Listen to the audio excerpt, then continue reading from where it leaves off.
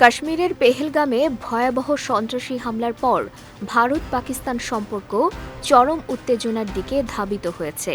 2 সপ্তাহের হুমকি ধমকির পর ভারত মঙ্গলবার মধ্যরাতে পাকিস্তান নিয়ন্ত্রিত আজাদ কাশ্মীরের অন্তত 9টি স্থানে বড় ধরনের ক্ষেপণাস্ত্র হামলা চালায়।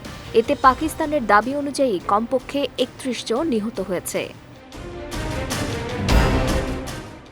ভারতের এই অভিযানের জবাবে পরদিন 7 মে পাকিস্তান সেনাবাহিনী ভারতের 5টি বিমান ও একটি সেনা সদর দপ্তর ধ্বংস করেছে বলে দাবি করেছে ইসলামাবাদ। পাক প্রধানমন্ত্রী শেহবাজ শরীফ হুঁশিয়ারি দিয়ে বলেন, ভারতের প্রতিটি রক্তবিন্দুর জন্য কঠিন মূল্য দিতে হবে।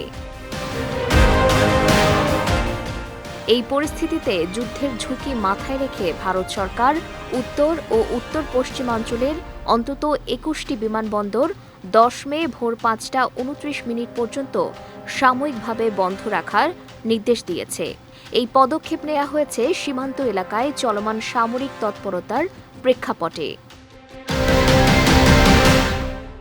জম্মু ও কাশ্মীরের জম্মু, শ্রীনগর ও লেহ, পাঞ্জাবের অমৃতসর, চণ্ডীগড়, পাতিয়ালা, হিমাচল প্রদেশের সিমলা ও ধর্মশালা, রাজস্থানের যোধপুর, বিকানের, জয়সালমের, কিশনগড়, গুজরাটের ভুজ, জামনগর, রাজকোট, মুন্দরা, পোরবন্দর, কান্ডোলা, কেশোদ এছাড়া গোয়ালিয়র ও হিন্ডন বিমানবন্দরও এই তালিকায় রয়েছে।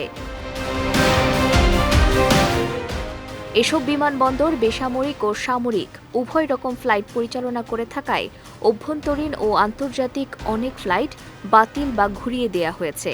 ফ্লাইট সংস্থাগুলোর মধ্যে ইন্ডিগো বাতিল করেছে 165টির বেশি ফ্লাইট, এয়ার ইন্ডিয়া ও এয়ার ইন্ডিয়া এক্সপ্রেসও বহু ফ্লাইট বাতিল করেছে।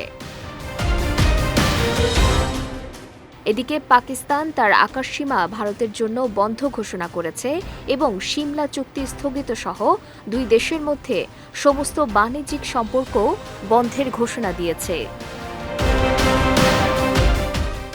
এদিকে চলমান উত্তেজনার মধ্যে বৃহস্পতিবার সর্বদলীয় বৈঠক করেন ভারতের প্রধানমন্ত্রী নরেন্দ্র মোদী।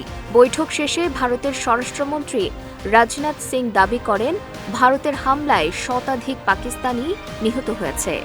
এছাড়া তিনি জানান, অপারেশন সিঁদুর এখনও শেষ হয়নি।